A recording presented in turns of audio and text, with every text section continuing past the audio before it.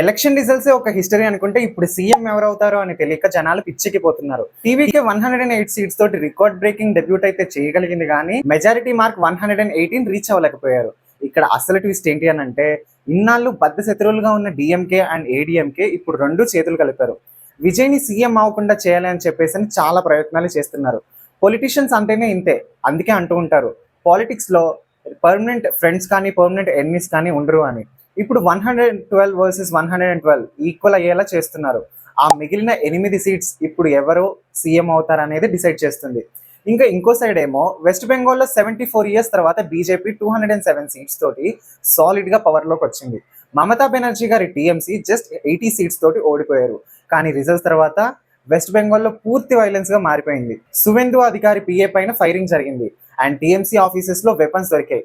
ఆ న్యూస్ ఇప్పుడు news channels లో రచ్చలేపుతుంది. Bulldozer already on the street. Government మారినా కూడా వెస్ట్ బెంగాల్లో గొడవలు మాత్రం ఆగడం లేదు.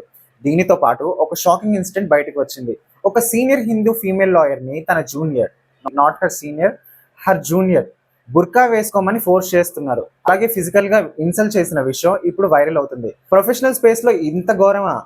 కానీ ఫైనల్ గా ఒక solid news. West Bengal cabinet officially approved Vande Mataram. Vande మాతరంకి ఇప్పుడు నేషనల్ యాంథమ్ తో ఈక్వల్ స్టేటస్ వచ్చింది. ఇన్సల్ట్ చేస్తే జైలు శిక్ష guarantee.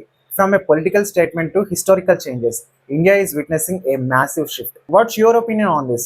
Let me know in the comment and stay tuned.